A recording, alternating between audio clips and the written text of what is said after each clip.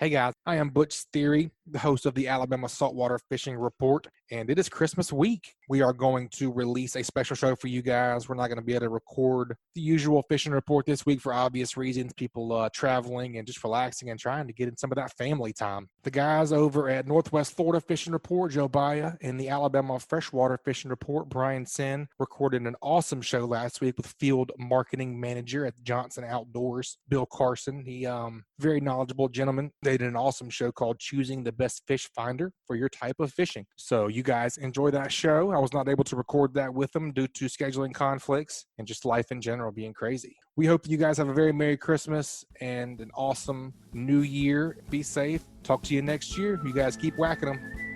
Hey guys, and welcome to another special episode from the Great Days Outdoors Podcast Network. I'm your host, Joe Baya from the Northwest Florida Fishing Report, here with my co-host, Brian Senn from the Alabama Freshwater Fishing Report. And Brian, this week we are going to be talking about something that has, technology, all kinds of technology have come leaps and bounds in the last couple of decades. And we're going to be digging in pretty deep this week on choosing the best fish finder for your type of fishing. I mean, I know you're in the market right now trying to buy a fish finder for your dad, right? Yeah, absolutely. And I've been looking forward to this show, not only to get some insight on what I need to look at for my dad for Christmas, 80 years old, technically challenged to say the least, but every week on Alabama Freshwater Fishing Report, there's never a week that electronics doesn't come up. I mean, it plays such a vital, key role in these professional anglers. They're doing this for a living. I mean, they, a lot of them came up like me. They were old school. They started fishing before electronics.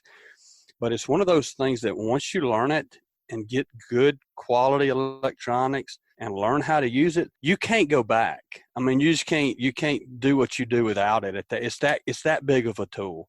And so I have been just really, really looking forward to this podcast and to having Bill on, because it's something that our listeners are anxious to hear. No doubt. Well, first thing we're going to do is kind of try to get some of the definitions, some of the jargon out of the way, because there's a lot of technical terms that come up, and I think that's where a lot of people glaze over. So we're going to try to break that down into usable definitions. We're going to get into why one type of unit or transducer is preferred over another.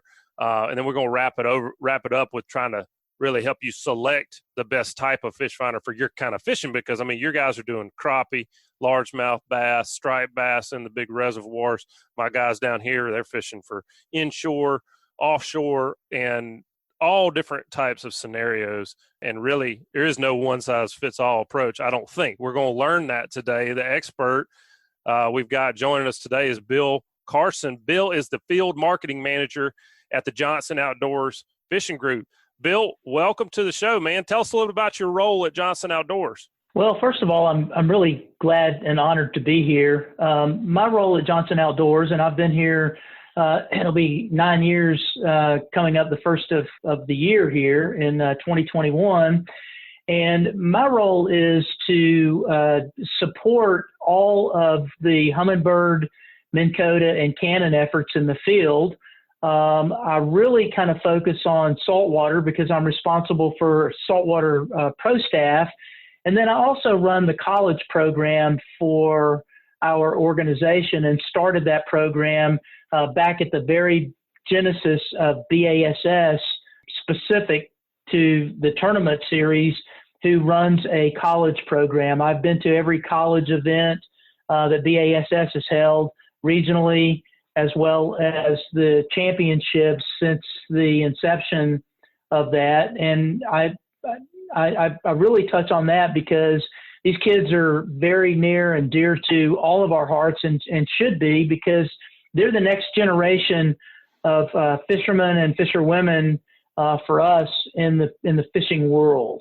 And, part of that role is to try to teach these ladies and gentlemen how to utilize the equipment and what the differences are of the equipment. And part of that is because the one thing that I realize is that 80% of the fishermen out there don't know how to use 20% of the piece of electronic. And my goal is not to be a better fisherman than those people, because I'm not. I'm okay. But at the end of the day, I know how to use the electronics and I know what to use for what. If I knew how to fish like some of these people did with the electronic knowledges that I've gained over my tenure in the industry, I'd probably be pretty deadly as a fisherman. The technology continues to move at an incredible rate. You hear these jargons in other industries about artificial intelligence, and the fish finder, after all, is just a computer. And so what's happening is we're trying to keep it as simple as we can, and we're trying to provide a tool with accessories that can be added onto that tool or those tools that can help them do more catching while they're out fishing, because at the end of the day, it's all about the tug on the line, right? Yeah, no doubt. And, I think what you're saying is important right there. If you're a good fisherman, you can be a good fisherman without electronics, period. But when you give someone who's a good fisherman electronics that are top of the line, it's like jet fuel. It's just, then they start to see all the opportunities and the ways that they can use these electronics to take their already good fishing skill to the next level. I don't think that, a person who's a novice fisherman is going to necessarily be able to become an expert just because they've got the fanciest electronics. But the other thing that you said that really stuck out to me is I think about my iPhone. I'm really good at sending text messages, emails, and calling people. But I know this thing can do a lot more than what I use it for. And I'm sure electronics are the same way. So to start things out, let's try to get everyone on the same page when it comes to understanding the different components of a fish finder and break it down. Let's just talk about the different components first and foremost. So what are those decision points when someone's looking at setting up their boat with electronics? Well, one of the first things that happens is you have a group of people that come in and they don't want to spend a lot of money and they just want a quote unquote fish finder. You ask them about GPS, they're not interested in GPS, they just want a fish finder. So the very simplest form of sonar is just a 2D sonar, and all it does is it sends out a sound signal out of the transducer, typically at the stern of the boat. It can be on the trolling motor, and it catches that signal when it comes back in. It's like an upside-down ice cream cone, basically starting out the size of a pinhead that's coming out of the transducer, and because that's a round-shaped disc that's in there that sends out this signal, it makes it be like an upside-down ice cream cone. And as a general rule, most of these sonars are utilizing transducers that are emitting a 20-degree cone angle at its best signal strength, sending out and catching, coming back. And what that means to the angler is that what they're seeing at the bottom is a third of the distance to the bottom at the bottom. So if I'm in 30 feet of water at the bottom, if you imagine this upside down ice cream cone coming out of the back of the boat and 30 feet of water, I'm seeing a 10-foot circle at the bottom. Now, is it exactly 10 foot and you never see anything outside of it? No, not exactly. But that's why a lot of times instead of seeing an arch, you'll just see like part of an arch, because that fish wasn't in the center of that upside down ice cream cone. Wherever he passed through, he was just at the edge of it. So it wasn't a good signal. And that's why you don't see that arch. So that's the first one. And if you want to learn to understand the size of the fish that you have on just a regular 2D sonar, let me interject one little tip right here. And that is, when you catch a fish on whatever your sonar is, and you want to understand what that size fish looks like. Let's say it's a 3-pound bass and you're a bass fisherman, or let's say it's a 1-pound crappie, sockeye, white perch, whatever you call it, and you want to target that fish. Take that fish and put that fish on a piece of fishing line and make that piece of fishing line like maybe 5 or 6 feet long, and tie it off onto the cleat of your boat or hold on to it with your hand and in a close proximity to your transducer, and let that fish swim back and forth underneath your transducer, and look what that fish that you already know the size of it looks like on your sonar. And that's going to teach you a lot about the size of the fish that you're seeing on your 2D sonar. That's great. Yeah. That's a great suggestion. So the next level of what everyone talks about is going to be the GPS. Remember that first guy, he didn't want the GPS. Well, I see that as a problem, not because I want to sell you something that's more expensive, but because when I find whatever that is that's holding fish, or I find that group of bait, or I find that group of fish, I want to be able to go back to that same spot. Maybe I want to go back to that same spot in 5 minutes after I've caught 2 or 3 fish and the wind's blown me off of it because I didn't have a spot lock trolling motor. But the bottom line is I want to get back to that same spot. Or maybe it's a spot that's a piece of structure that I want to be able to come back to, and I want to be able to fish it effectively the next time I come out, assuming that there's still bait and fish on it. But the bottom line is, historically what we did was we looked at this radio tower and we looked at this dock. Maybe the radio tower was directly in front of us and the dock with the flag on it was directly out to the side of the boat. And I knew that when I lined up on that particular triangulation, if you will, that I was somewhere really close to the spot. Now I do circles and I look for whatever the spot is. Okay. With a GPS, I can mark a waypoint where I see something and I can go back to that very same something. And I'm going to relate this to a saltwater application because that one's a really easy one to understand. I'm out in the Gulf of Mexico. I found this barge that's turned upside down on the bottom in the Gulf of Mexico, and I want to effectively fish that barge. So now what I do is I go by that barge, and I'm jumping ahead a little bit here to my side imaging, where I went by that barge to start with, and I marked all 4 corners of that barge. All I had to do is move my cursor over to one corner and mark it, the other corner mark it, the other corner mark it, the other corner mark it, so I have all 4 corners of that barge marked. Or on the Solix machine, I can just touch and hold my finger on it, drop a waypoint. But the bottom line is I now know exactly how that piece of structure is lying on the bottom, so I can effectively fish it. And I'm going to come back to that in a bit when we're talking about some of the more detailed technologies. But for the purpose of this, I can utilize those waypoints to go back to that spot that was a hot spot once in my lifetime of fishing at this particular reservoir or on this ocean in this area, and be able to replicate the success, assuming that the fish are there when I come back to it. Okay. Yeah. So down imaging, and what down imaging does is down imaging gives me a very thin slice, the width of, or the depth from front to back of what that down imaging transducer is seeing and drawing on my machine is about the thickness of a business card, the long side of a business card, because the transducer elements that are in the DI portion of a down imaging transducer, that's about how long they are. For purpose of illustration, is about the long side of a business card. And it's almost like it's just lopped off at the front and lopped off at the back. It's not like a round circle like what comes out of a 2D sonar. It is a little bit wider than the cone area of coverage side to side on the 2D sonar. So you're going to see things on down imaging that you may not see on 2D sonar. But the down imaging, because of the way that it works, it gives me the ability, assuming that the water is shallow enough, to be able to utilize it, which, depending on which frequency you're looking at, will determine how deep the water is that you can look at. But for purposes of conversation, I could be out in the Gulf of Mexico. I could be in state waters, 120, 130, 140 feet of depth, and down imaging is going to do something for me, okay? Now I'm going to move on up to the side imaging, and the illustration I gave about the barge on the bottom, that's where side imaging comes into play. It doesn't have to be in the ocean and be a barge on the bottom.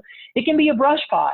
There are plenty of people that put brush piles out there. If they look at a man-made lake that's made by the U.S. Army Corps of Engineers, then what they do is they go in and they clean up from the shoreline all the way down to what is going to be the 100-year drought mark as a general rule. They're not going to landscape it like you would your front yard, but they're going to cut down trees that would impair safe navigation. They're going to put shoal markers on rock outcroppings and reefs that stick up in the middle of the lake or coming off of a point, or what have you. But the bottom line is they're going to have cleaned it up. I'm going to liken that to Lake Lanier because that's my home lake. Lake Lanier at its deepest point is about 155 feet. It's 38,000 acres. It was backed up in 1957. The 100-year drought mark for Lake Lanier is about 35 feet. So as they started to fill that lake up, they went around with a barge, or barges, and they had multiple chainsaw operators on the barges, and they utilized a tug to push that barge up against groups of trees. And all those guys did was cut the tops of those trees off as close to the water line as they could and let them tumble over on top of the trunks of the trees so that in the event the lake got down to that 100-year drought mark, that they would have some sort of a safe navigational opportunity on that particular lake. How does that work for me as an angler that's a freshwater angler? I would go to Lake Lanier, and I never put a brush pile out there because I'm not a bass fisherman. I'm a striped bass guy or occasionally a crappie guy. But I could go use my side imaging, and I could ride around on a 35-foot contour and only look at the side going back to the bank on side imaging, and I could see anything that showed up as a shadow on my side imaging, I could move my cursor or my finger over, and I could actually mark that, and I now have more brush piles or rock piles or foundations of buildings or whatever it is than you could shake a stick at. And now whenever I go out there to fish and I find a fish on a particular piece of structure in a particular depth with our Lake Master charts, I could literally highlight that depth and only go fish those waypoints that I have marked in that particular depth band. That's eliminating a ton of water and giving me an incredible opportunity for success, right? I like what you're saying there about eliminating a ton of water. That's the name of the game. Whenever you're trying to break down a brand new piece of water, you're trying to break down, if you're a hunter, you're trying to break down a big block of woods and figure out what is going to congregate the animals. Where are they going to be? It's the same thing in the Gulf of Mexico. You're talking about a huge expanse of water. There's reefs out there. There's different structures. There's natural bottom that all hold fish. You've got to be able to break and find those places, figure out where to focus. And then once you're there, you're talking about what the GPS feature, being able to mark a spot that you find, whether you're going to fish it that day or not. You may be trolling, you may be, just cruising to your next spot. You see something, you mark it, you can come back to it in the future. I want to bring you back to the transducer conversation because you talked about 2D sonar. And if I understood you correctly, we're talking the decision point is between 2D sonar and down imaging. Is that accurate, what I just said? So you have three opportunities for you. You can buy sonar units with GPS. You can buy sonar down imaging units with GPS, and then you can buy side imaging units, which have all of or both of the aforementioned technologies are always going to be built into a side imaging unit. I can tell you that I know one of the things that you ask about, besides giving definitions of units in terms of transducers and capabilities, you talk about utilizing or choosing the correct unit.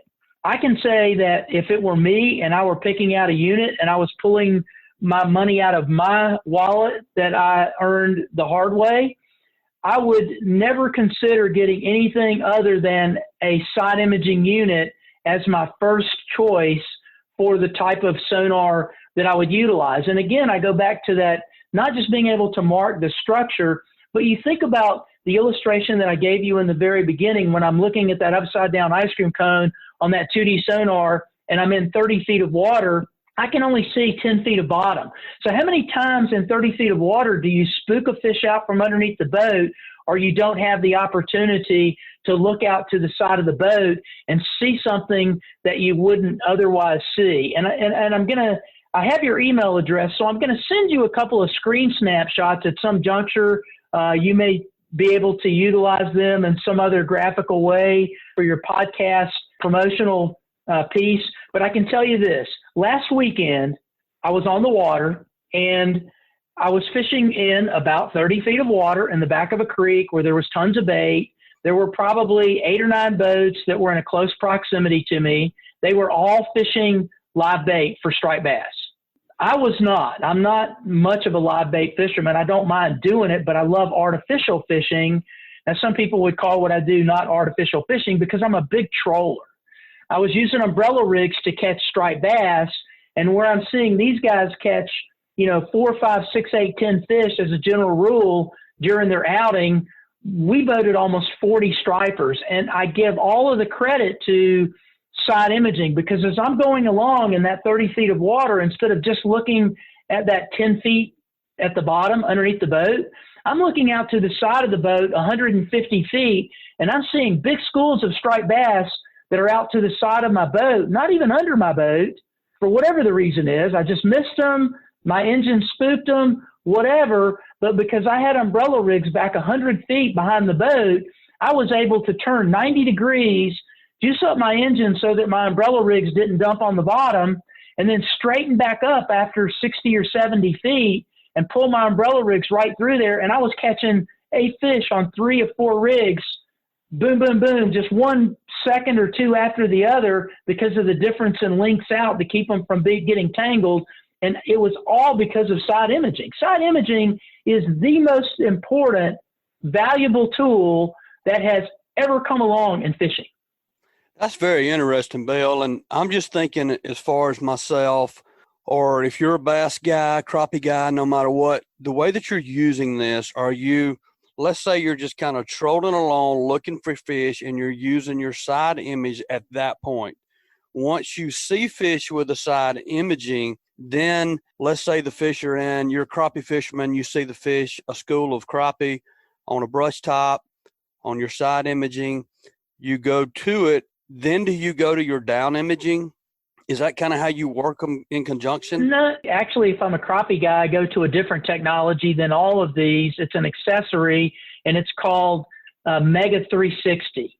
It gives me that side imaging without moving the boat. So in order to get a really good picture of what's out to the side of the boat with side imaging, I have to be moving, because what it does is it's shooting that beam out and it's dissecting what's out to the side of the boat in those long side of the business card bites as I move along, and giving me incredible detail. But I have to be moving in order to do that. It's like taking a picture burst where your trail cam on your deer at your deer feeder is taking it. You don't want it to take a picture every time something comes into the beam of it. You want to space that out 30 seconds or 45 seconds or a minute, or you keep getting the same picture of the same deer.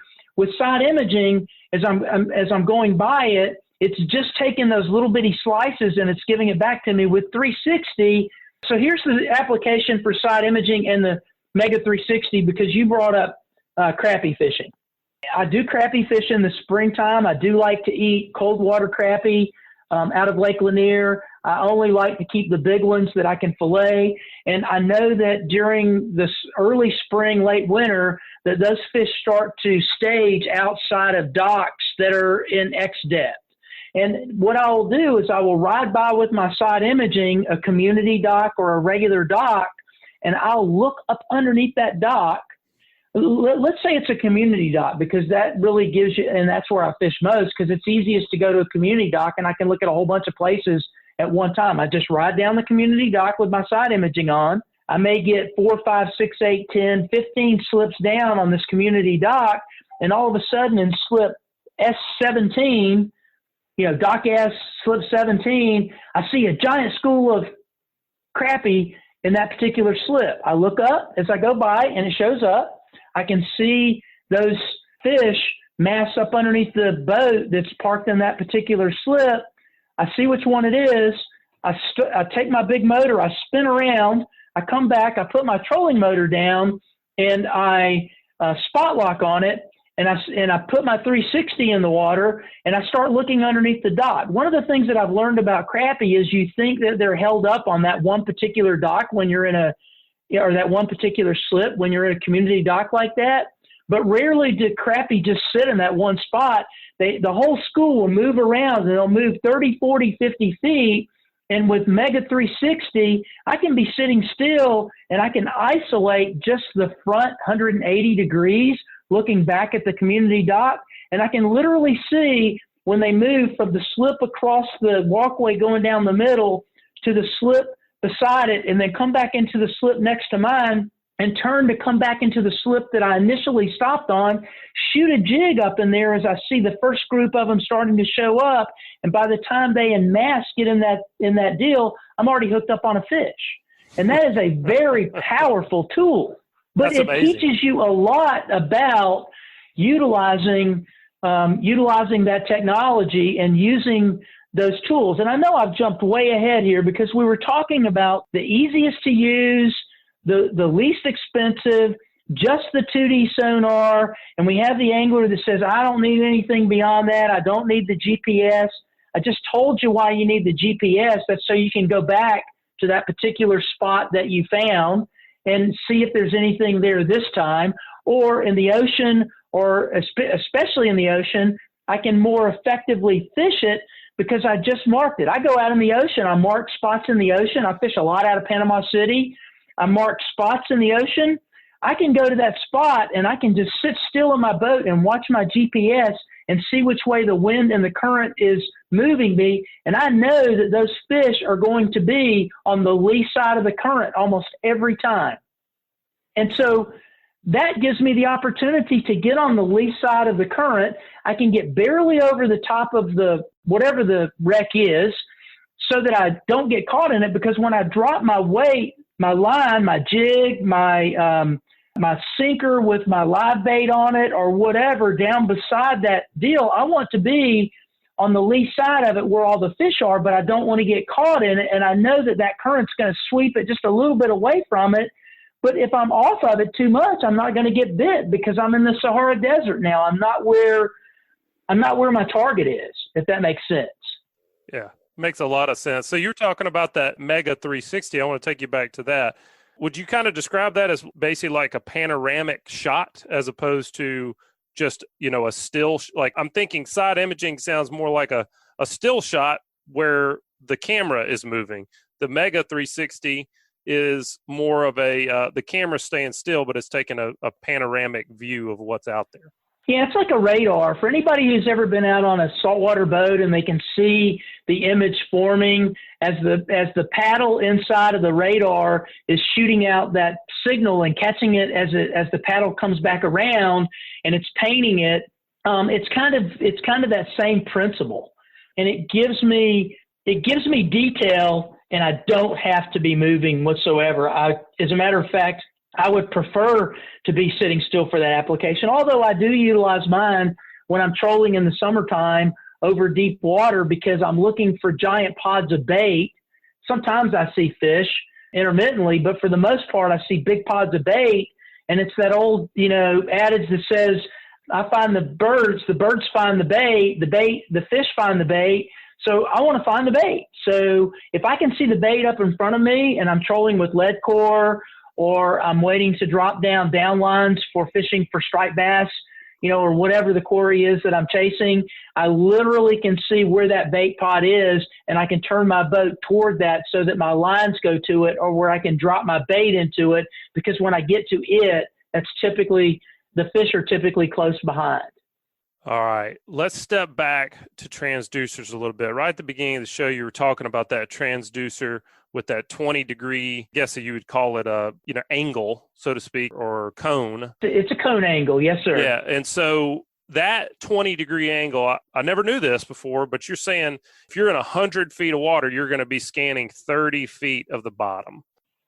About 33 feet, yep. Okay, and so when we talk about the transducer, okay, and we're trying to make a decision there, is there anything we can do from a down imaging perspective to increase that cone? And then secondly to that question is, how does that translate from a side imaging perspective? What is your effective radius from the boat, or what's your effective radius, and can you increase that radius? Help us work through trying to choose a transducer based on those considerations.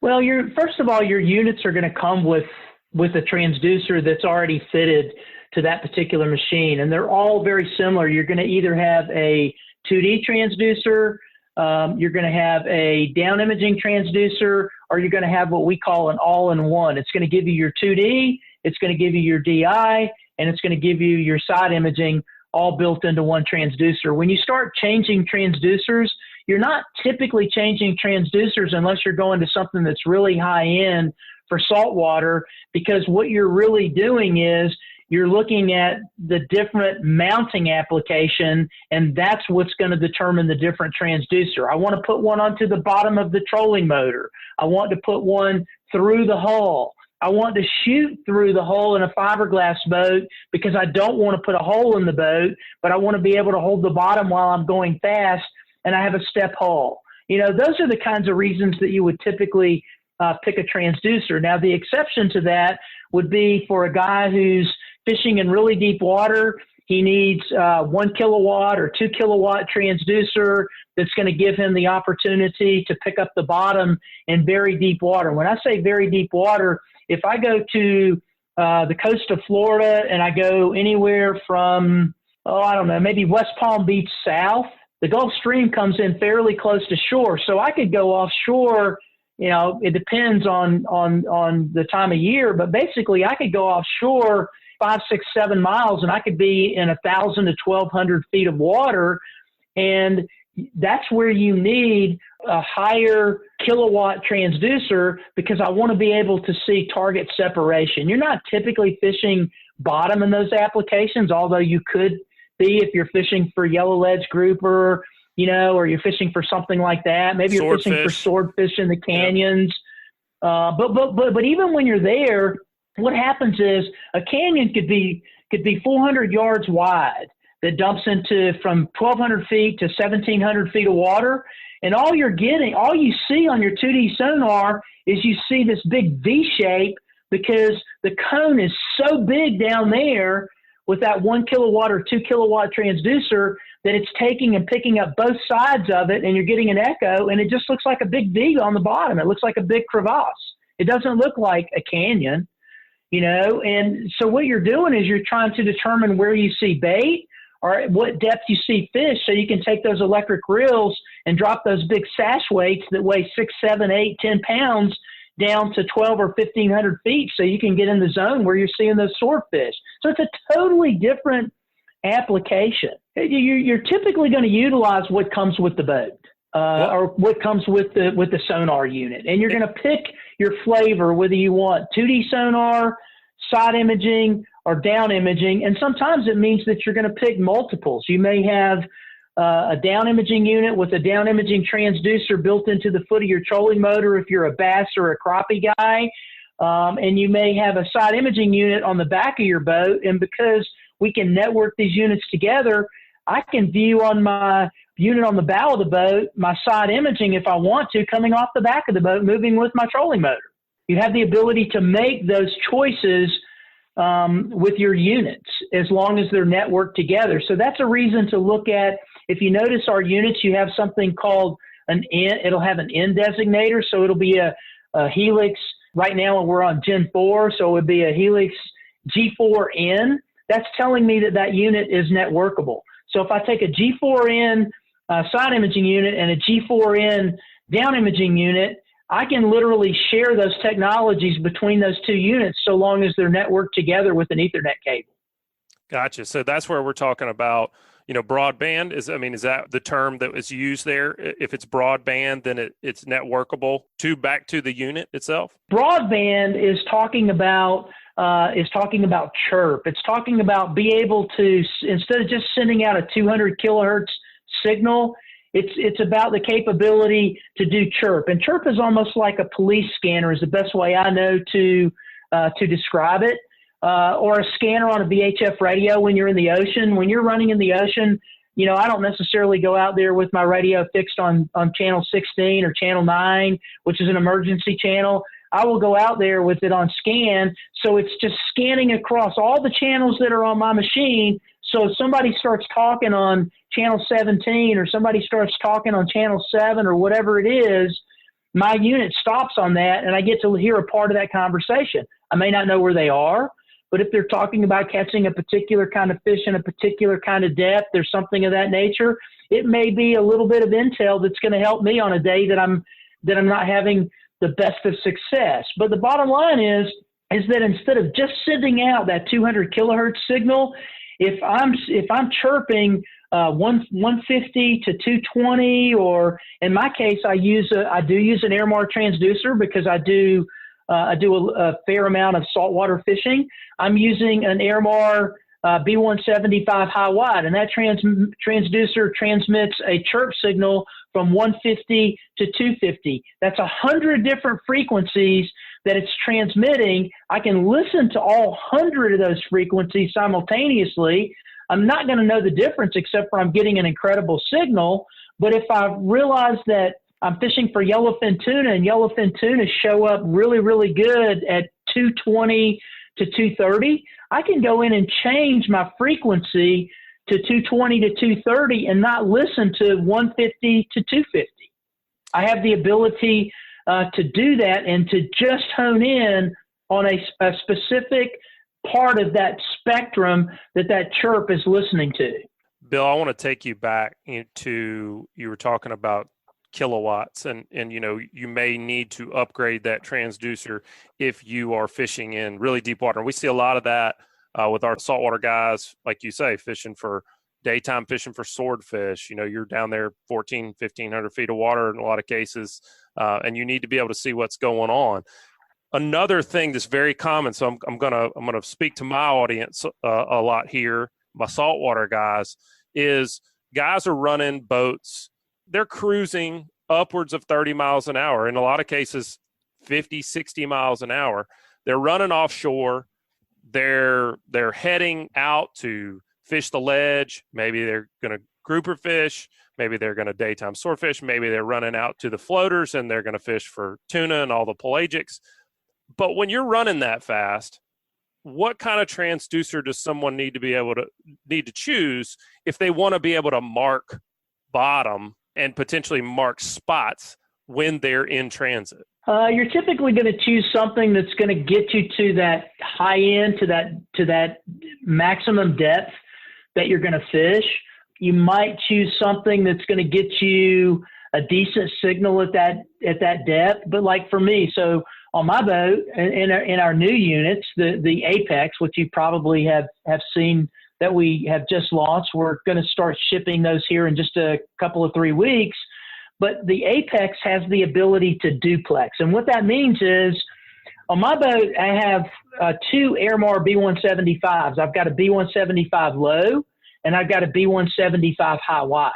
The high wide is not going to do much for me in depths much beyond about 500 feet, but the cone angle on it is 24 degrees.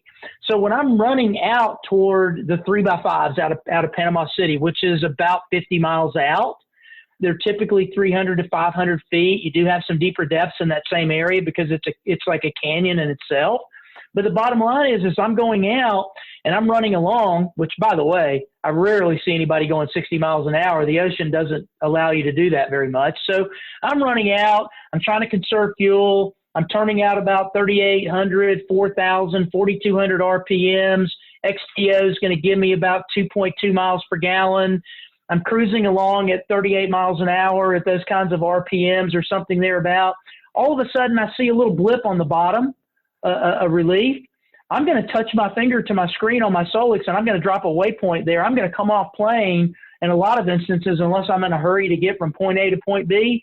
I'm going to swing around, and I'm going to go back, and I'm going to do a ride over on that particular spot utilizing my 2D sonar, my down imaging, and if I'm not too deep, I'm going to look at my side imaging as well, because what I just found was something that I didn't even know that existed in that Sahara Desert of sand on the bottom. And every time you find even the smallest piece of debris on the bottom in the open ocean like that, the propensity for it to hold the fish is huge. And the fact of the matter is that there are very few people that maybe even saw or found that. It's maybe never even been fished before. And that's where those monster grouper or those monster cobia or those monster whatever come from. And guys that are saltwater fishing, they know exactly what I'm talking about, because I've had many times that I've caught, a 30 or 40 pound cobia over some piece of debris that was on the bottom, and it was only 60 or 70 feet deep.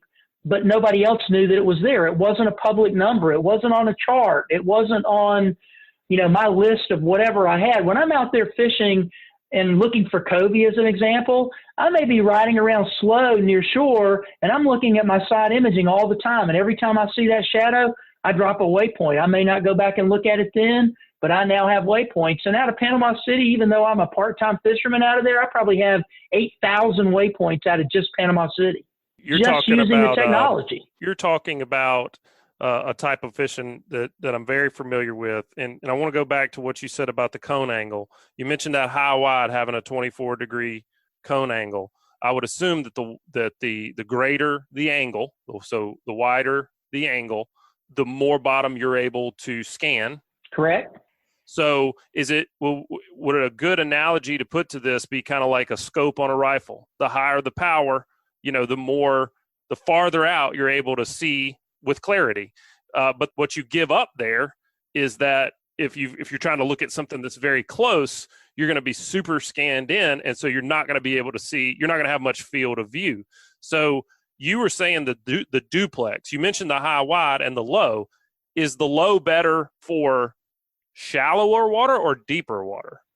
It's better for deeper water. And with the Apex, I have the ability to put both of those transducers into individual ports, and I have the ability to get one view utilizing both of those transducers on one machine without any other apparatus to process those signals. The Apex has the ability to process the low and the high wide, or the high wide and the medium, or a transducer that has a low and a high built into the transducer. It can process all that out of that one unit without any type of help.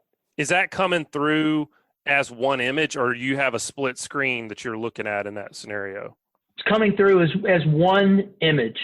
Gotcha. So that kind of ties back into the chirp that you were talking about, being able to process these multiple frequencies and pull it into one image, so that from a user perspective, we're just looking at the screen and saying, yeah, there's something. Yep. I love it. You are correct.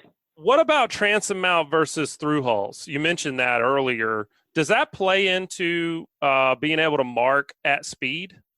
It depends. A lot of times the through hull is because as you get into boats that are over 24 feet long, and this is more applicable to saltwater than it is to freshwater. You don't see many freshwater boats that have a step hull. But the bottom line is that with step hulls, your transducer for your 2D sonar, you're using your side imaging and your down imaging when you're off plane. You're off pad. You're going slower. You're going most outboard engines are going to troll a boat at like 2.8 to 3.2 miles an hour. Okay.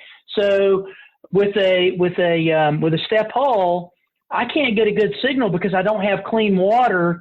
If I put the transducer on the stern of the boat, whether it's a shoot through the hull at the back of the stern, or whether it's mounted directly onto the stern on the outside, like you would typically do a lot of transducers, it just simply is not going to work. I can even start going at like 3 or 4 miles an hour, which is that troll speed, and I'm not getting a good signal. And the faster I go over that 3 miles an hour, the worse that signal starts to look, because of what happens to the water movement, given the fact that I've got a step hull. A step hull usually has 3 steps.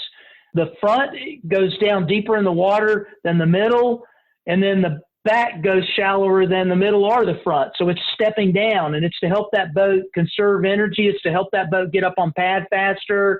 It's to help that boat be able to take on a wave better and handle better in rougher waters. All those things are what that hull is designed for. So I got to be at the very back of the front of the step on that particular hull. And even on mine with a 1 kilowatt high wide transducer, if I'm going full speed, which is about 60 miles an hour, it's a big boat, it carries 144 gallons of fuel, I lose the bottom continually, because the only way I can get that speed is to trim my engine up enough to give bow lift. And when I give enough bow lift to get that front step out of the water, my transducer's not touching the water anymore, so I lose the bottom.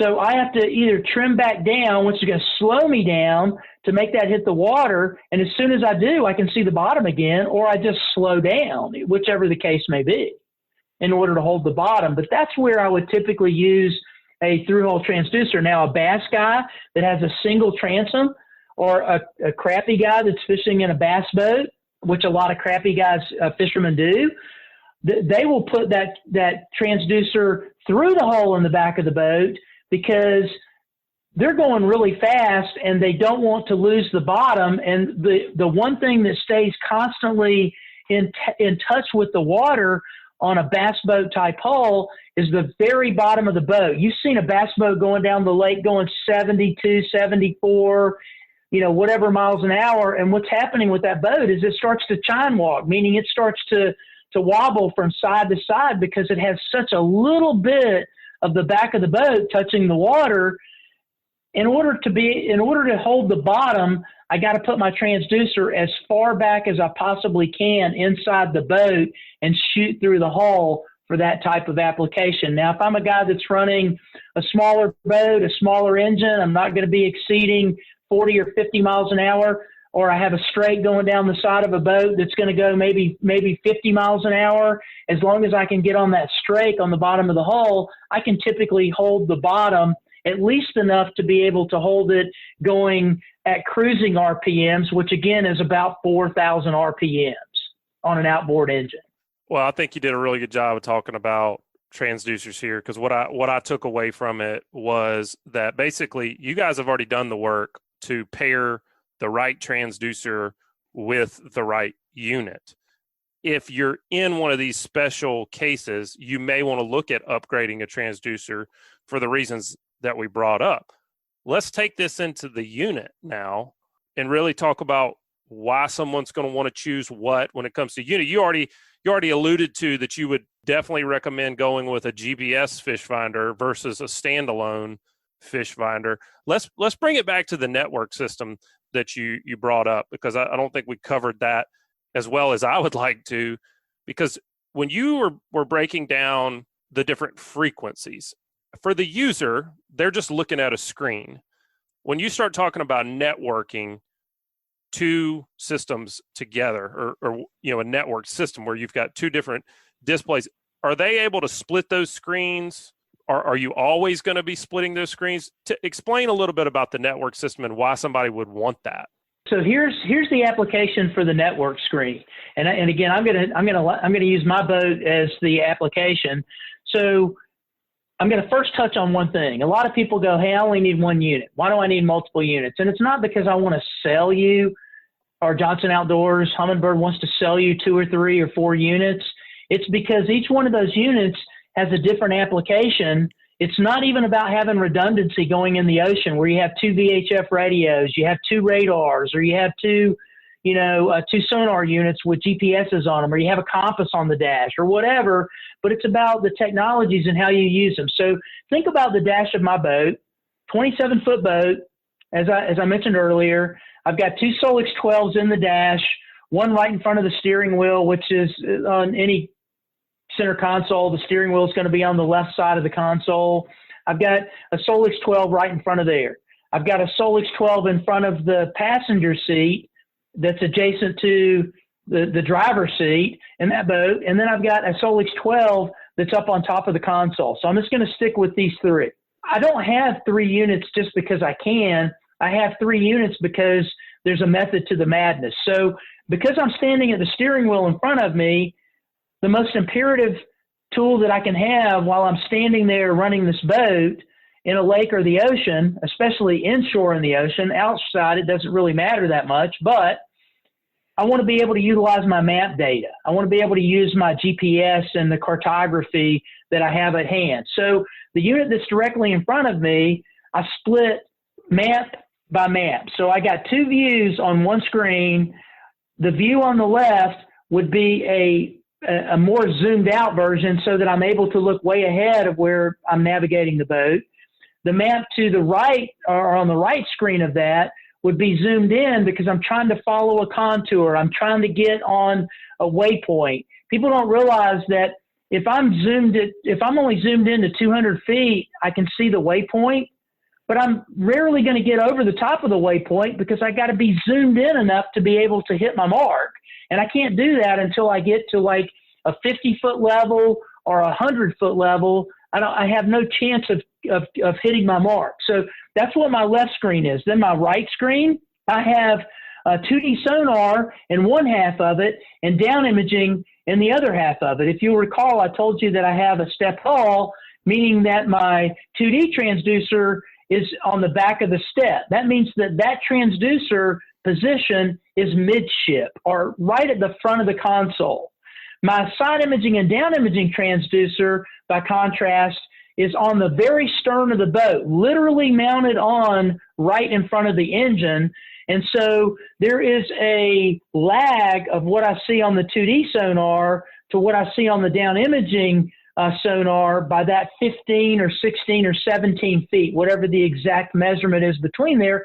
But it's literally maybe 1 second or 2 seconds. So when something shows up on 2D, a fish, as soon as it shows up onto my DI, I know that my boat has just passed over whatever it is. So it gives me an idea of what it is. Then the unit up on the top of my dash is on side imaging. And that's letting me look out to the port and starboard side of the boat and see those fish or those structures that I would have otherwise missed with that 2D view.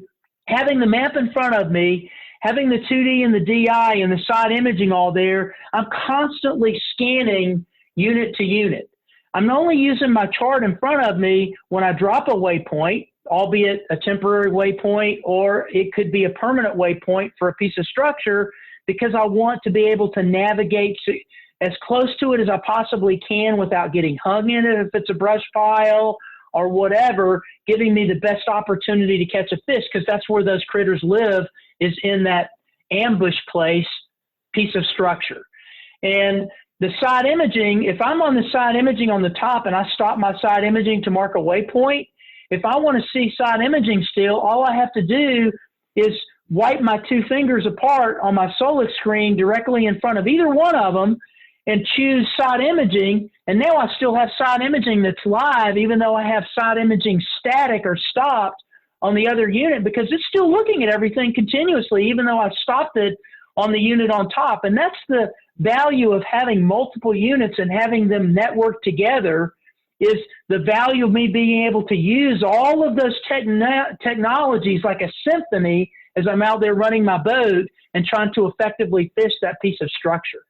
Yeah, you're not having to go over here to do this, step over there to do that. It's just all right there. It's very usable. It's what I'm hearing. You mentioned being a touch screen. Let's talk about the display a little bit. There's so many different resolutions, so many different size screens. How do you pull that all together into a decision? You know, I mean, golly, I see some of these screens these days, they're bigger than some of the TVs that I have at my house. So why do you choose one display or another? Well, the display has to do with the size of the screen in the Helix brands. And you can go to humminbird.com and you can look at the size of the screens. You can look at what the resolution is. The number of horizontal or vertical pixels gives you the opportunity to give better target separation and definition on 2D sonar specifically, but also on side imaging and down imaging. I can literally see the fins on a fish. I can see, again, I will send you some screen snapshots, but you can literally see the fish structure of a fish. I can tell a tarpon. I can tell a snook. I can tell a striped bass. I can tell some of these species of fish so long as they're turned the exact same way of the boat, and I pass by and get to look at the entire body of this fish. Remember I told you that it's shooting out that business card width, basically, of signal. And so if the fish is turned parallel to my boat, I get a look at that fish as I go down the side of the fish. And the bigger the fish, the easier it is for me to tell what kind of fish it is on side imaging. And that in of itself is some of the stuff that I take into consideration, besides how big my wallet is and what I can afford to have, or the number of units that I can afford to have on that particular boat. It also has to do with the amount of real estate that I have to mount that unit on. If I'm a guy running a flats boat inshore in Mobile Bay, since you're in Alabama, or Perdido Key, wherever it is, I'm not going to have the room to put a 15-inch unit. I'm not going to have the room to put a 12-inch unit or a 10-inch unit maybe. I may opt for a 7 or an 8-inch unit because, I don't have the real estate to put that other unit on there. On the other hand, if I'm a guy that has a cobia tower in a 27 or 28 or 29-foot boat or whatever it is, I may have a 10-inch unit up top, and then I may have a 12-inch unit or a 15-inch unit down at the console. And again, having them network together, I have the ability to do all of those things on the boat from any station on the boat. So that networking capability, if I've got an Ulterra and I'm a saltwater guy or a freshwater guy with an Ulterra, I can stow and deploy my motor from anywhere on the boat. I can do it up top in the cobia tower. I can do it down at the console. If I'm a guy that's running a Parker that has like a cabin area that you would go into and a door so it's enclosed, I could have another one out in the back fishing area, and I could operate my boat back there just like I could operate my boat, go to a waypoint, whatever it is, at the console. And all of those things are sharing those waypoints and sharing those accessory capabilities so long as they're networked together. And all it takes to network them together is an Ethernet cable. And that's what we refer to as the one boat network. We do have some apparatuses that will talk to the units and to each other via Bluetooth. I have my phone connected to my unit. Once I connect my phone to my unit and I have the Humminbird FishSmart app, it literally polls my entire network. I can go look at my phone and I can see every single object that is connected to my network. I know what the MAC address is. I know what version of software that it's running. And if I want customer service to call me because I have an issue, I can hit the little icon at the bottom that says contact me. And when the person from Humminbird calls me back, they already know what units I'm running. They know what version of software I'm running. They know if I have MAC addresses. That gives them a key to knowing what my problem is not, so that they can help me figure out what my problem is if I have a problem. And those are some of the things that we give you the capabilities for, because we're all fish heads at the end of the day. We all love what we do. We love fishing. We want all these things to be connected together, not because it's cool, but because it gives you more time to go catch fish, and it allows us to be able to help you make that product work easier and better. And when it doesn't, it helps us to get under the hood of your unit. Because if a guy calls into customer service, he says, customer service says, "What software are you running, Mr. Carson?" "Oh, I'm running the latest." "You just updated it?" "Yeah." "What version is that?" "I don't know." So you didn't even know how to tell you what version it is, but in his mind, his perception tells you that he is running the latest software. But when I can see under the hood of his unit and I know exactly what software he's running, it helps me to be able to cut to the chase and make that guy a happy fisherman. And that's some of what we do. I could really see that. I mean, because this stuff, it's so complicated and you just want to go fish. And so being able to talk to the tech, without having to know what's going on would be huge. For me, running a Minn Kota with the spot lock feature has kept me from having to pull the anchor so many times that it saved me a lot of trips to the bow. Now you're telling me that I can actually deploy the Minn Kota from the unit. You just saved me some more trips to the bow. Now here's your next thing. When is this thing going to bring a beer to the tower when I'm sitting, if you can get that you're not supposed to be drinking a beer in the tower, I'm not driving. Somebody else is driving. Well, you were in the tower, and that's usually a one person. So I was. Not when you're cobia fishing. No, we put 4 or 5 up there. We're having a good time. Man, that is so cool. It's just amazing how y'all have been able to it just gets better and better and better and better. And ultimately, like you say, it's about making this thing easier for guys like me and guys like Brian who aren't techie. We just want to go fish, and we want to have those features, but we also don't want to have to figure it all out. You're talking about that side imaging and being able to pick up particular details on fish.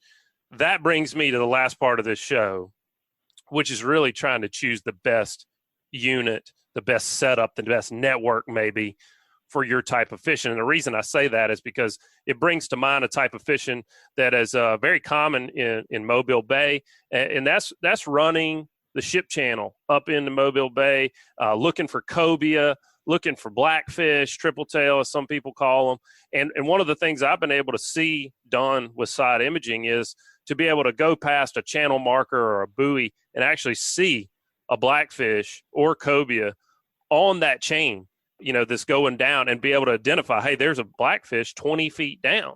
Whereas back in the, before all this technology was there, we would just fish that buoy maybe 7 to 10 feet down in the column, move on if we didn't catch anything. And we were fishing over the top of fish many, many, many times. They were there.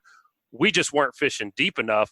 And now that I've seen that side imaging, we're pulling up on structure, and I've seen it on ships. I've seen it on oil rigs where we're seeing a fish at a certain depth and dropping a bait right to them and getting bit. And Joe, that's a great point, and I can take that back to a conversation I had, and I know we were talking before the show even about, I'm in the market right now trying to find something for my dad, 80 years old, crappie fisherman, technically challenged for sure, and we're still trying to get him to learn how to text message back and forth on his iPhone, so definitely technically challenged. But perfect example, last week, and my dad's a really good crappie fisherman. He's kind of known as being a good crappie fisherman in North Louisiana. And he catches 6 fish, and guys not far from him catch the limit. And so my dad is talking to him after and they're like, well, Mr. Senn, how deep were you fishing? And he told them, and they're just like, man, you were 4 feet over the fish. If you'd have dropped down 3 or 4, you'd have been in them. So he is big time in the market. Now he's mad. Now he's mad. He's mad. He was mad when he called. He's like, okay, you've been telling me I've got to get a fish finder. Let's get started. Let's figure this out. So for a guy, and that's what I'm wondering for, there's so many options. There's so many different things that you can do with them. If I'm a bass fisherman in Alabama, or if I'm a crappie fisherman, break this down. Where do I need to start? Obviously, the sonar, the GPS, the down imaging, and the side imaging, after listening to this conversation, and before this call, I was thinking, my dad doesn't need side imaging. If we just have down imaging and GPS and sonar, he'll be fine. But I think side imaging for him would be a big improvement and very key. So which units do a bass guy and a panfish guy, where do they need to start? What do they need to be looking for? Side imaging, beyond a shadow of a doubt. From there, it has to do with their pocketbook, and it also has to do with what they're going to do with it later. Because if they plan on connecting up more units to it at some juncture down the road when they get their inheritance, or they get a birthday opportunity, or whatever it happens to be, they want to have the opportunity to do that. I would definitely get side imaging.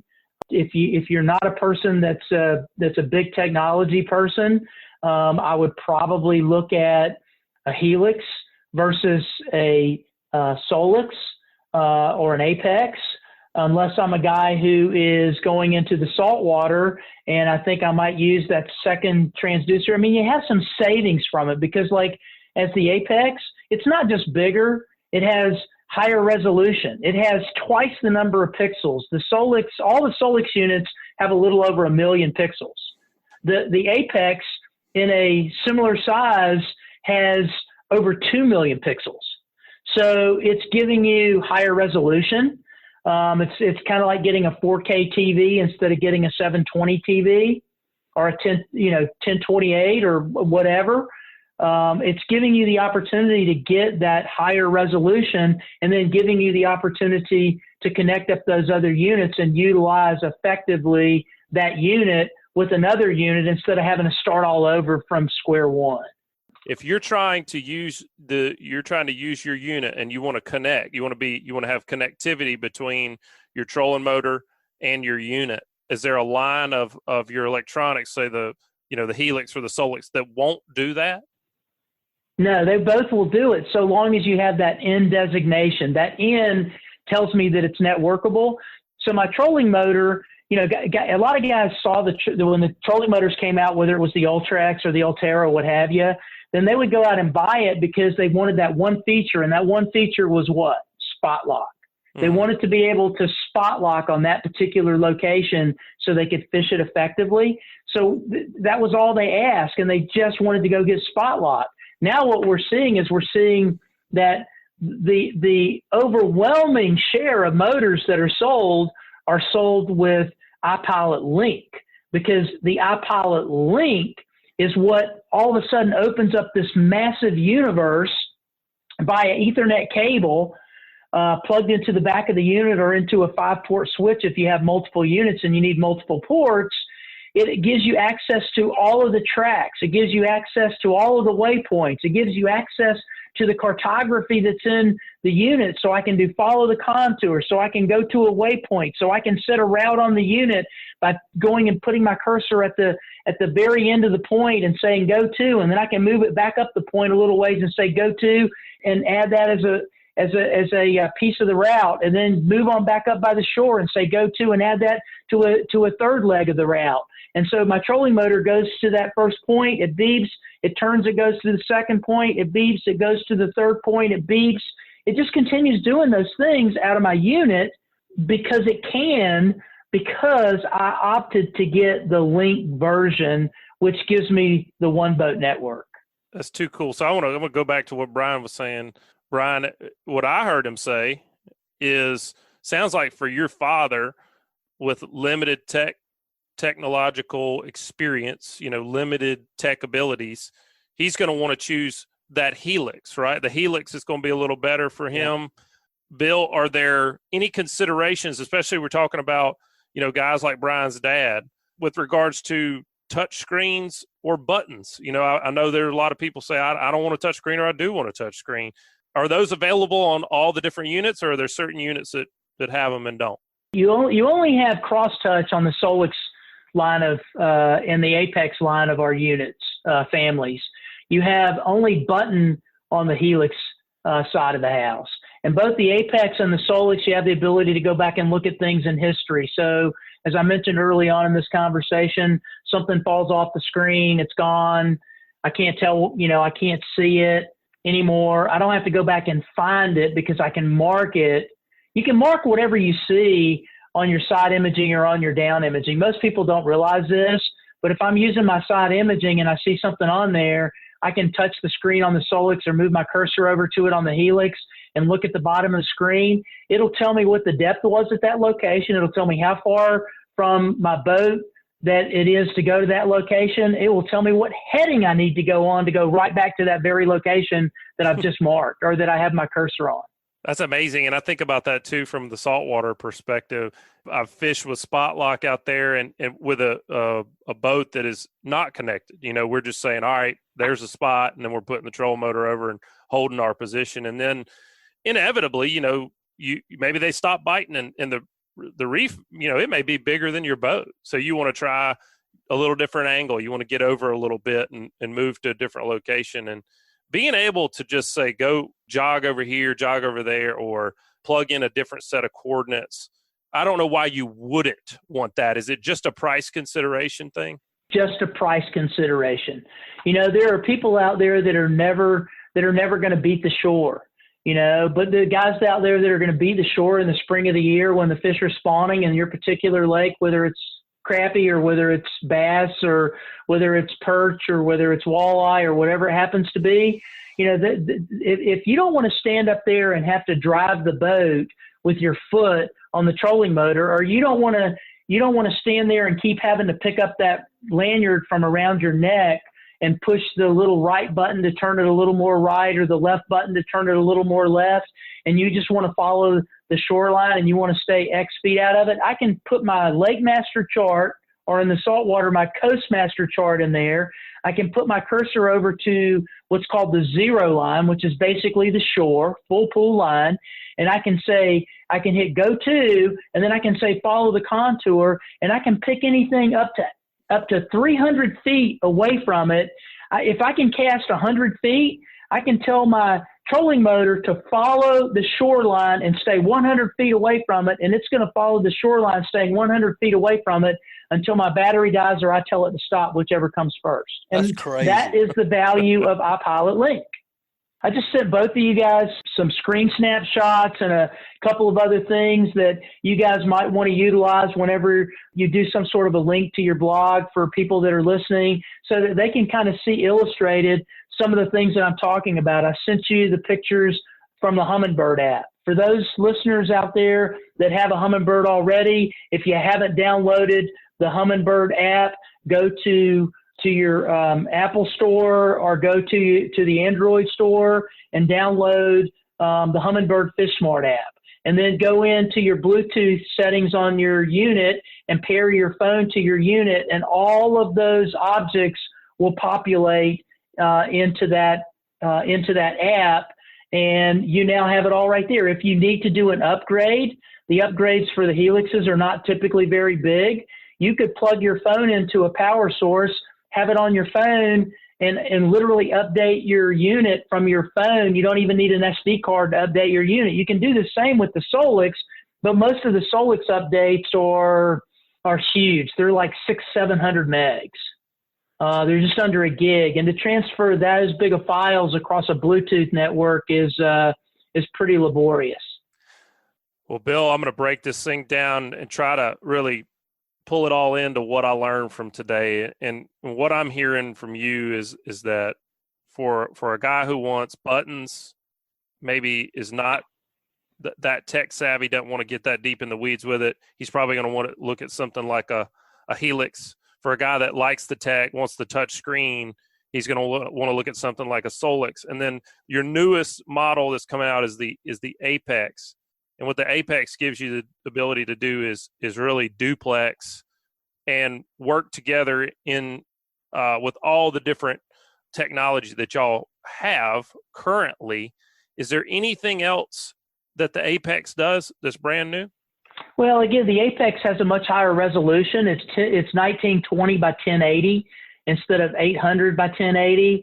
It's a low profile machine. So for those that like to have that sexy looking dash and they don't want it sticking out from the dash, it's very low profile. It has dual channel chirp sonar, so it has that ability to do the dual channel. It also has dual Ethernet ports, and it has HDMI in and HDMI out. So if you want to send the weather radar from your phone and you want to view it on your unit, you have the ability to do that. If you have Netflix on your phone and you want to send it to one of your units and watch the football game while you're fishing, or have it in the background instead of watching it on your phone, you have the capability to do that, so long as you have the accessory to connect it up to the Apex unit. But if you're just going to connect a trolling motor to it, and if you want to use a trolling motor and a radar and have a second unit, because you have dual Ethernet ports on there, you don't need a 5-port switch. You could plug each one of you could use one of the ports to connect the two units together. You could connect the radar up to one unit, the trolling motor up to the other unit. Bingo, you now have a network, and you have the network all self-contained just between what's inside of those two boxes. So, Bill, this is a ton of information. You've done a great job of breaking it down into here's the technical jargon, but here's what it means to you as an angler. I feel like I'm ready to make a decision for the most part based on the kind of fishing that I'm going to be doing. But I can see Brian's dad sitting there, and he gets this box for Christmas, and then he's going to go, okay, now what? For a guy that got a new unit, a new system, and they are wanting to get the 101 and get this thing out on the water and start using it, what do they do? Okay, so here's what I would recommend. The first thing that I would recommend doing is, everybody knows what YouTube is. Everybody knows what the internet is. You can go to humminbird.com if you don't know what specific unit you want, or Minn-Kota.com if you don't know what specific trolling motor that you want. And there's a plethora of information in there that's going to answer those frequently asked questions. How do I pick shaft length? What size unit do I want? What kind of transducer? There's just all of these questions are answered in the support section under FAQs. are frequently asked questions. Once you've got that unit, you've figured all this out, you've got the unit on your boat, you're trying to figure out how to operate it, go to YouTube and type in Humminbird TV. No G in Hummingbird. It's Humminbird. So go type in Humminbird TV. It's a channel on YouTube. Click on subscribe to. Now you can go into that channel and you can look up whatever you want to. I want to know how to save a screen snapshot off of the Solix. I want to know how to mark a waypoint. I want to know how to save my waypoints. Whatever it is you want to do, you can type in that particular question. Just start typing in the first words of it. And all of these videos have what's called a meta tag in them that's going to make them pop up. And you can watch that YouTube video and you can see somebody doing it on the water. They'll show you how to do it. Sometimes it's in a lab setting, but most of the time it's on the water. It's some angler who's done it. You can do the same thing on Facebook. You can do the same thing on Instagram.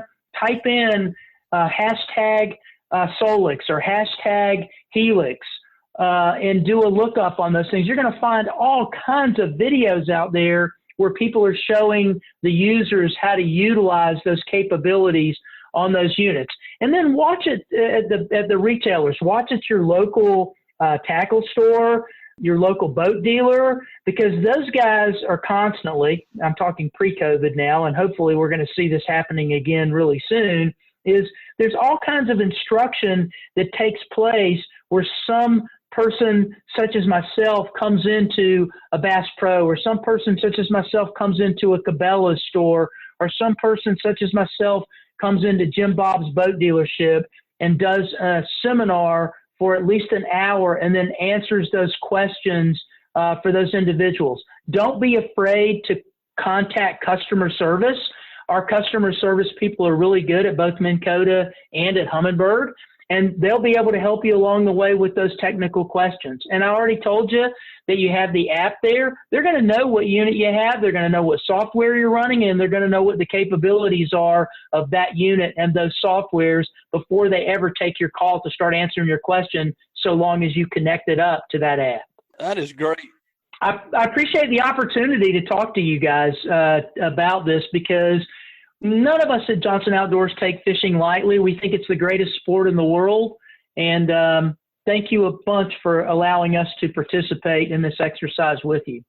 Well, Bill, you've done a great job, man. I feel like I've learned a bunch. I feel like Brian, I think he's probably knows what he needs to go get now. And, man, I just want to wish you a Merry Christmas. Thank you for joining us and helping. Hey, it's going to be the last show of 2020 for us. We definitely appreciate you joining us, and hopefully next time we got some marine electronics questions, we're going to bring you back on and we'll talk again. And by that time, maybe you'll have that beer thing figured out. Sounds great. Send me a link to it, and we'll try to make sure that gets added to the FAQ stuff, so that when folks are asking those questions, they can come listen to the podcast and pick up maybe a few tidbits of things that they have questioning in their mind. So thanks a bunch. You guys have a very Merry Christmas. Stay safe, and look forward to 2021. Awesome, Bill. Thank you. Yeah, what a great show. And, man, just that guy obviously knows his stuff. And I was really glad at the end that you brought up the how-to. What do you do when you get this unit? Because that's one of the things that I think when I go back to thinking about my dad is I can see him getting this new unit, putting it on his boat, and just sitting there staring at it and start just tapping buttons and get frustrated and go back to doing it the same old way. So I don't need this thing to catch fish, Yeah. So having that YouTube out there is phenomenal. We've got guys that call into the Alabama Freshwater Report that they guide fishing trips daily, but they also guide people that have a new unit. They offer a service where if you've got a new unit and you want to really know how to use it and apply it to the type of fishing you're doing, come get in the boat with us for a half a day and we'll show you how to do it on the water. So those resources are out there as well. But the YouTube sounds like that's a good option too for people that might not know how to locate someone like that. Yeah, I love that idea because, and I've said it time and time again, part of the reason that we started this podcast network was because guys like you and me, we all had a mentor growing up that really kind of helped us figure it all out. And a lot of people don't get that. But if you go to your local guides and charter them for a day, charter them just keep chartering them until they are, you can learn so much more from them in a day of fishing than you could do on your own in weeks and weeks and weeks of fishing. Spend a week fishing with them and then go get your boat and go get your electronics, because they're going to be able to show you, here's how I'm using it to fish this fishery that we're fishing, that you're going to want to fish. Here's what's necessary. Here's what isn't. And hopefully listening to a guy like Bill kind of break down the technology, but then the usefulness of it is helpful as well. Absolutely. And we talk about that on the show all the time with these guys who are charter captains and doing trips daily. It's like, guys, book a trip with these guys, not just to have a great day on the water and catch fish, but it's a tool. I mean, it's a learning experience that you can take back to your home lake. It's as important to me as, we all go out there and buy tackle, we buy the boat, we buy the rod and reels. But if you don't know what to do with it, if you don't know how to use it and how to use it in certain scenarios, you're just taking a chance and trying to get lucky. Mm-hmm. So if you go with these guys and book a trip with them, you've learned stuff for a lifetime. Yeah, no doubt, man. Well, I hope that this show was helpful. I know it's a lot of technical jargon to break down, but I feel like Bill did a great job of that and really breaking it down to the user and what they're going to need that for, how that applies to on the water functionality. Hope you guys got something out of it as well. And hey, man, this is going to go out on all 3 channels. And I just want to say thank you to everybody that's listening, because they're the reason that we're doing this. Hopefully it'll help you get out on the water, have more great days, out on the water with your family. That's what it's all this stuff, all this technology. The thing that's cool to me when you break it down fundamentally, all this technology that's out there, every bit of it, whether it's hunting, fishing, there's so much. It's really all gets back to spending quality time outdoors with the people that you love, you care about. And it's just trying to facilitate that. And man, how far we've come, you talk to like what they're doing now with these electronics. It's amazing. Crazy. It's going to be amazing to see what comes from it. Well, guys, that's going to wrap it up this week. Have yourselves a Merry Christmas and a prosperous New Year. We're going to see you guys on the flip side. Hope you stay safe over the holidays, catch some fish, get out in the woods, do some hunting. I know I will. See y'all in 2021. See ya. This week's Alabama Saltwater Fishing Report is brought to you by Dixie Supply and Baker Metal Works, are proud to be your metal roofing headquarters for over 40 years. Save time and money by buying from the most reliable manufacturer on the Gulf Coast. Buy it today, pick it up today. With the addition of their new store in Cantonment, Florida, they now have 8 locations to serve you. Dixie Supply and Baker Metal Works, your metal roofing headquarters. And also brought to you by Test Calibration. Test Calibration is your source for sales and service of diesel turbochargers and fuel injection systems since 1976. Contact them at 800-822-0057 or visit them online at testcalibratindieselandturbo.com. Also brought to you by Advanced Transmission in Spanish Fort. Give the professionals a call who have been trusted on the Gulf Coast for over 25 years at 251-626-6061 or check them out online at www.advanced-transmission.com. And also brought to you by SunSouth. For quality John Deere equipment affordably priced, visit your neighbors at SunSouth. Visit your local SunSouth and check them out on the web at www.sunsouth.com. And also brought to you by Daycool Heating and Air. The pros at Daycool have been servicing Mobile and Baldwin counties for over a decade. Contact them at 251-633-5121 or check them out online at www.daycoolair.com. They are license number AL07028. And also brought to you by Fishbites. Fishbites don't stink or leave a stink on hands and anything else. They don't require bait buckets or ice to stay fresh while you fish. Check out the full line of scented saltwater and freshwater baits and tackle at fishbites.com. Also brought to you by Coastal Conservation Association of Alabama. Check them out at ccaalabama.org. This is Captain Richard Rutland, and this report is brought to you by Cold Blooded Fishing. You can find us at www.coldbloodedfishing.com.